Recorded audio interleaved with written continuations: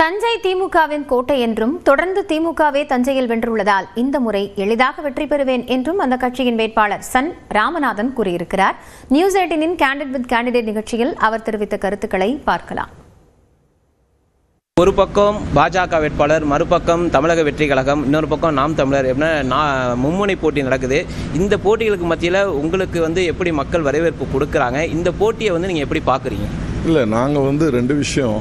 நாங்கள் செய்திருக்கக்கூடிய சாதனைகள், நாங்கள் செய்திருக்கக்கூடிய பணிகள், எங்களுக்கும் மக்களுக்குமான தொடர்பு, உறவு முறை, இதை மட்டும்தான் நாங்கள் பார்க்குறோம். ஸோ இங்கே தஞ்சாவூரை பொறுத்த வரைக்கும் பிஜேபி அப்படிங்கிற ஒரு விஷயமே கிடையாது.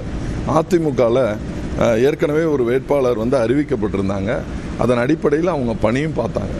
ஆனால் இன்றைக்கி அவருக்கு வழங்கப்படலைன்னு உடனே அதே மாதிரி அதிமுகவில் இருக்கிறவங்களாம் ரொம்ப தொய்வு ஏற்பட்டு பிஜேபி கொடுத்துட்டாங்க, தாமரைக்கு கொடுத்துட்டாங்கன்னு சொல்லி அவங்களே முழு ஆதரவையும் திமுகவுக்கு தருவோம் அப்படின்ற சொல்கிற நிலையில் தான் தஞ்சாவூர் இருக்குது. அதே மாதிரி பார்த்திங்கன்னா நீங்கள் 2 நாளாக நீங்கள் பார்த்துட்ருப்பீங்க, அதிமுகலேருந்து கொத்து கொத்தாக இங்கே எங்களோட சேர்றாங்க.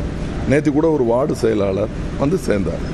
26 கண்ணன் சொல்லி உங்களுக்கெல்லாம் தெரிஞ்சிருக்கும். ஒரு 100 பேரோட அந்த வார்டில் இருக்கிற எல்லாத்தையுமே கூப்பிட்டுட்டு வந்துட்டார் நிர்வாகிக. இப்படி ஒவ்வொரு நாளும் இப்படி நடந்துக்கிட்டே இருக்குது. ஏன்னா அதிமுக தஞ்சையில் மிக பலவீனமாக இருக்குது. அதனால் எல்லாரும் இங்கே இணைஞ்சிட்டு இருக்காங்க. பிஜேபியை பற்றி உங்களுக்கு சொல்லவே வேண்டியதில்லை. அதே மாதிரி நம்முடைய விஜய் கட்சியை சார்ந்தவர்கள் ஒரு பலமானவர்களாக இல்லை, இருந்தாலும் எல்லோரையும் கவனமாக எதிர்கொள்ளக்கூடிய விதமாக நாங்கள் செயல்பட்டு வருகிறோம்.